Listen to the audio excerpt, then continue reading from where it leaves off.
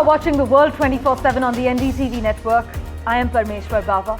An action-packed bulletin lined up for you. Let's begin with the top stories you need to know. Ukrainian President Volodymyr Zelensky and European allies pressed Donald Trump on security guarantees for Kyiv as part of a peace deal with Russia. But this landmark gathering at the White House was far warmer than the last time Zelensky visited Washington and clashed with the US president.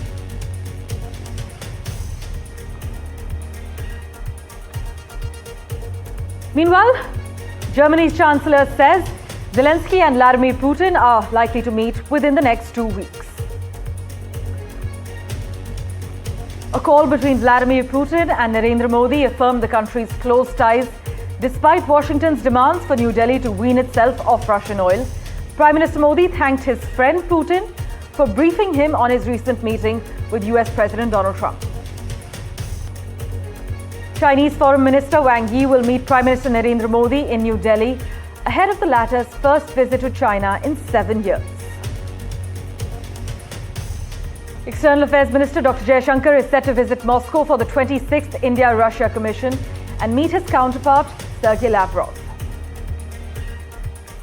The United States has revoked over 6,000 international student visas because of violations of US law and overstays, as per reports.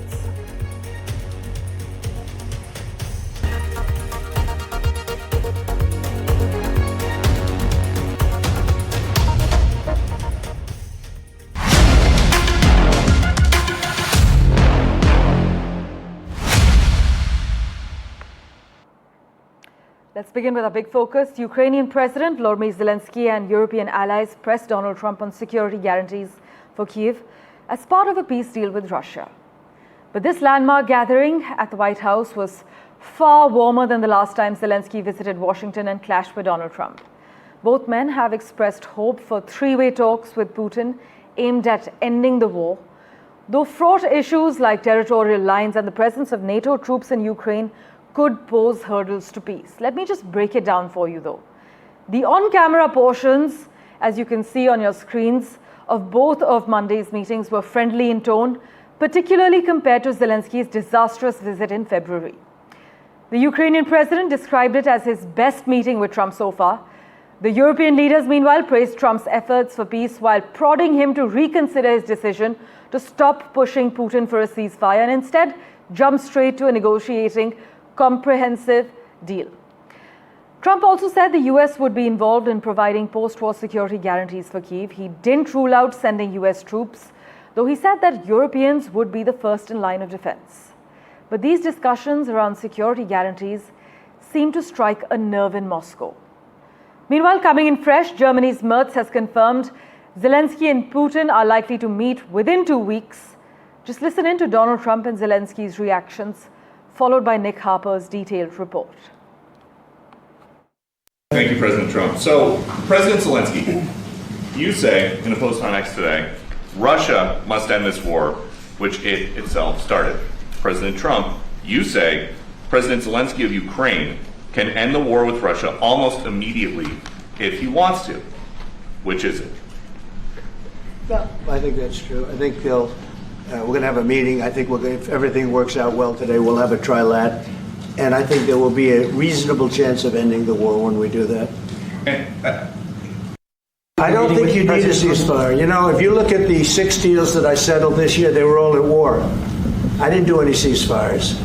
And I know that it might be good to have, but I can also understand strategically why, well, you know, one country or the other wouldn't want it.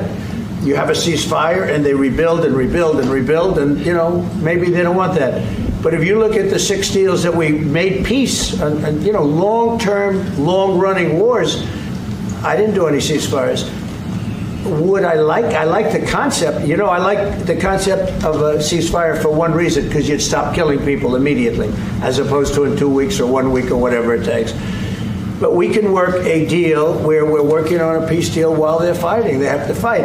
I wish they could stop. I'd like them to stop. But strategically, that could be a disadvantage for one side or the other. But all of these deals I made without even the mention of the words ceasefire.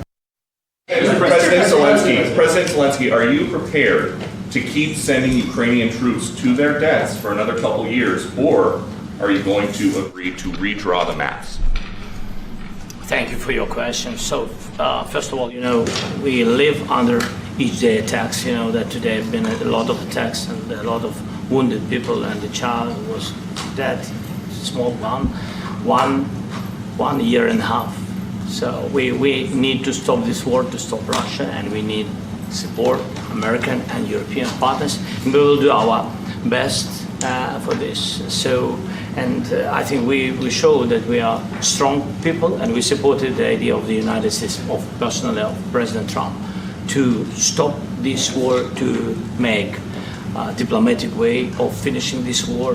And we are ready for trilateral, as President said. This is a good signal about trilateral. I think this is very good. Thank you.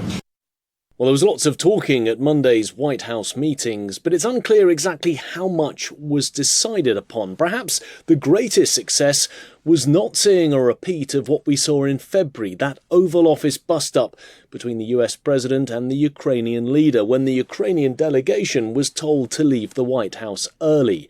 On Monday, though, Donald Trump saw a whole range of European leaders standing ready to show their support for Ukraine.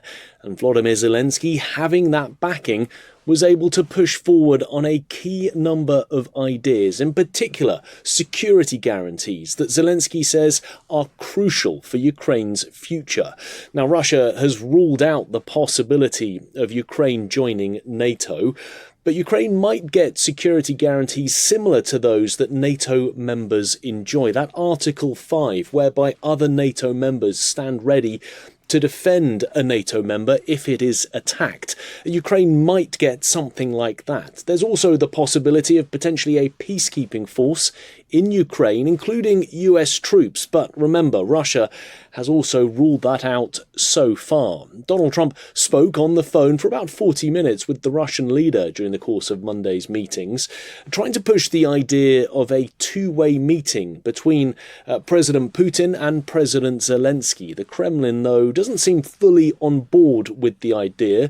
Donald Trump is hoping that it could take place in the coming weeks at an unspecified location. He says that he would then join for a three-way meeting afterwards with those two leaders. Some of the more sensitive issues, including how to divide up territory, those are decisions that will take place another day. We're told that territory was discussed in granular detail. There was even a map that the leaders were poring over. But it's unclear what Russia might keep or might give up as part of any concessions in the overall peace agreement. And then this idea of a ceasefire, something that Zelensky says needs to happen, and many Europeans agree with him on this matter, before there could be a peace agreement. Donald Trump just says there needs to be a peace agreement rather than an interim truce. That seems to be another sensitive issue that will need to be decided another day.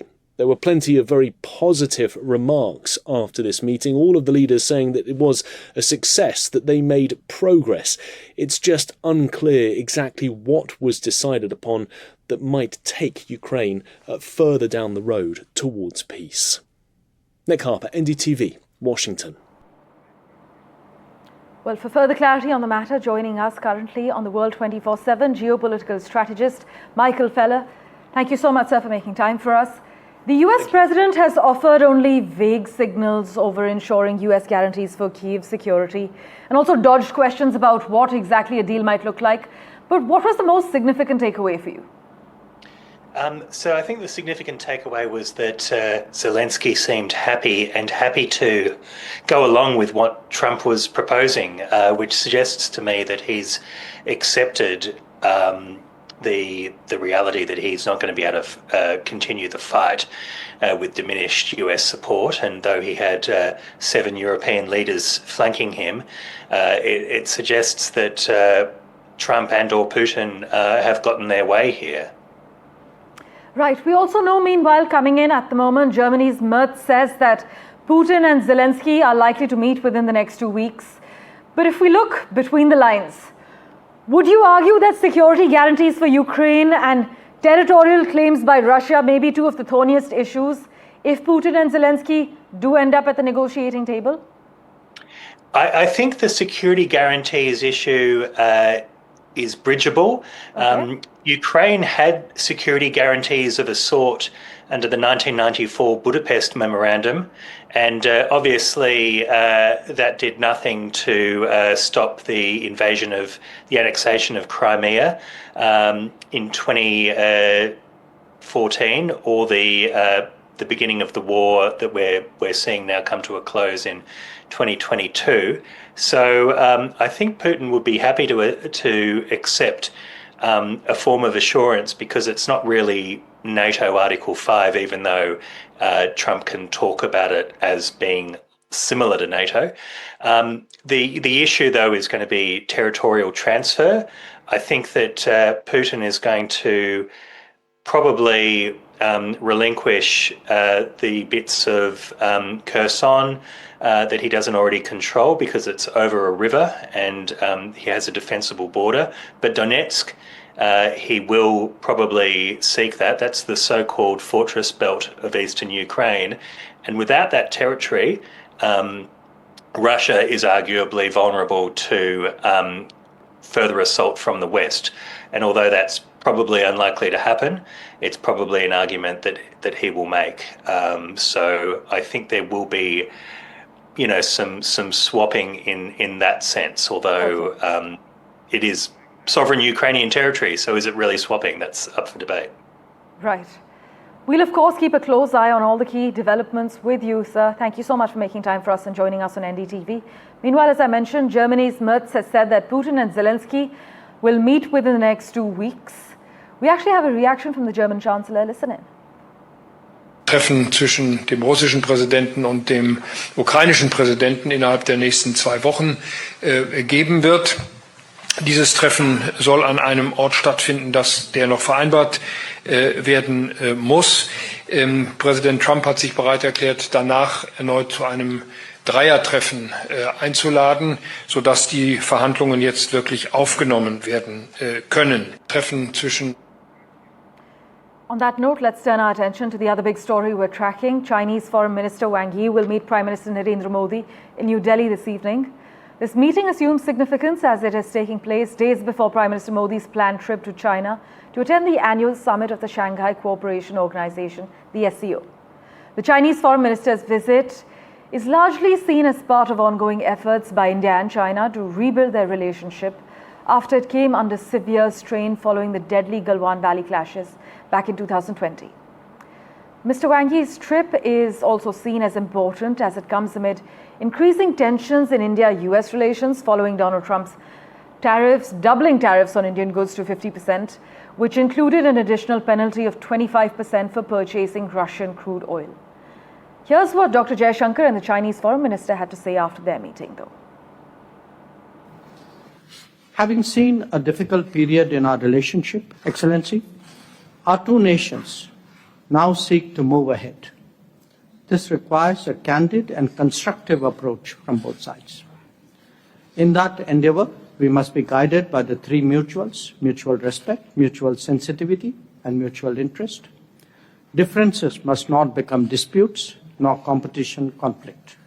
Excellency, when the world's two largest nations meet, it is natural that the international situation will be discussed. We seek a fair, balanced, and multipolar world order, including a multipolar Asia. Reform multilateralism is also the call of the day. In the current environment, there is clearly the imperative of maintaining and enhancing stability in the global economy as well. And dialogue at all levels. We maintained peace and tranquility in the border areas and resumed the Indian pilgrimage to the Mount Garampochi and Lake Mapayonzo in the Xizang Autonomous Region. We should firm up confidence to dispel interference, expand cooperation, and to further consolidate the momentum of improvement and development of China-India relations, so that while pursuing our respective rejuvenation, we can contribute to each other's success and provide the most needed certainty and stability to Asia and the world.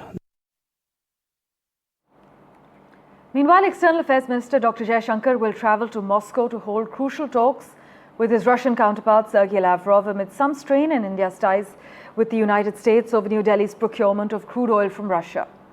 Dr. Jaishankar's trip to Russia comes days after Ajit Doval traveled to Russia and met Vladimir Putin and several top-ranking officials there.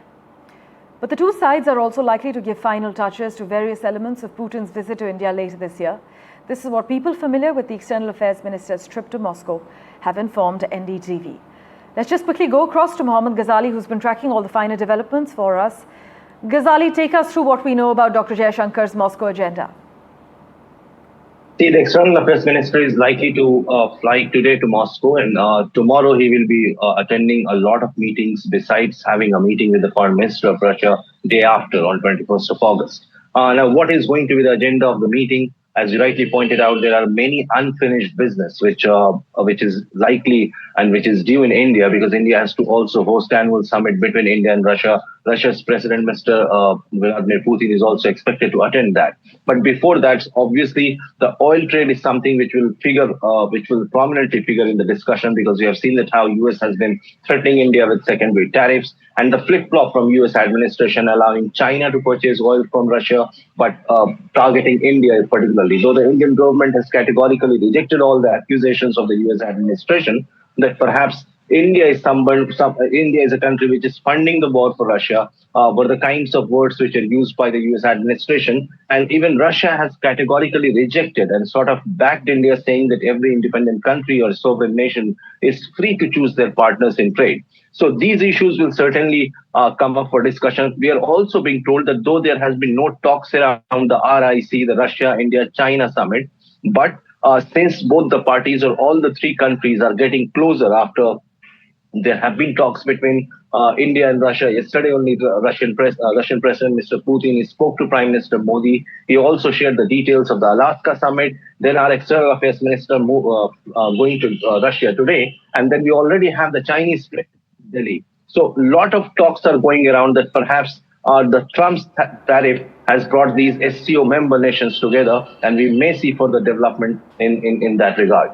Well, New Delhi is definitely on a diplomatic role. As always, Ghazali, thanks so much for taking us through the plan of action.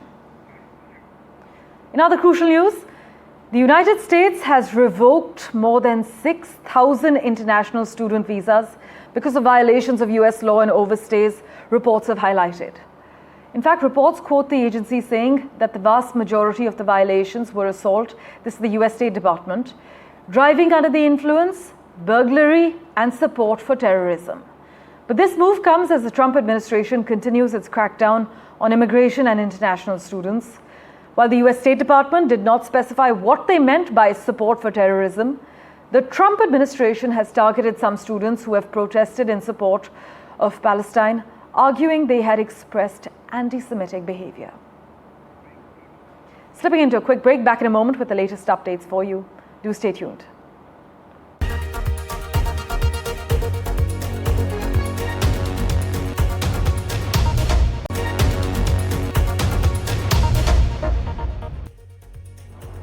Welcome back.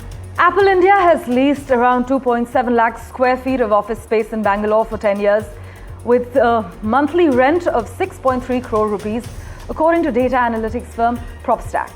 Apple is the biggest exporter of mobile phones from India. It exported iPhones worth about 1.5 lakh crore rupees in the financial year 2024-25. And the company has taken multiple floors, including car parking space, on lease from the real estate firm Embassy Group. The iPhone maker is estimated to pay more than 1,000 crore rupees in rent, car park and maintenance charge over a period of 10 years. Meanwhile, a group of between 30 and 50 critically ill and injured Palestinian children will reportedly be evacuated from Gaza to the United Kingdom for medical treatment in the coming weeks. They could be the first children brought to the UK for treatment as part of a government operation being coordinated by the Foreign Office, Home Office and Department of Health. In other news, driven by social media and celebrities, Cambridge Dictionary has added thousands of new words over the last 12 months. Among the new entries are skibbity, delulu, inspo and broligarchy.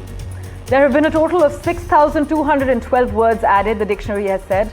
A number of them have been linked to celebrities or public officials and others have been popularized by Gen Z and Gen Alpha. Meanwhile, Intel and SoftBank have announced that the Japanese conglomerate will make a $2 billion investment in the embattled chipmaker. SoftBank will pay $23 per share for Intel's common stock, which closed on Monday at $23.66. The share rose about 6% in extending trade to $25. And with the road to the T20 World Cup title defense entering serious territory, starting with the Asia Cup T20 in the UAE next month, all eyes will be firmly placed on India's T20I squad announcement for the continental event. The focus, we're told, will be on identifying impactful players who can perform consistently under pressure, and IPL performances will heavily influence selection decisions. But they will be faced with massive dilemma. We'll keep tracking the latest for you. For now, we are signing off. Thank you so much for investing your time in watching this episode. We'll keep tracking the latest for you.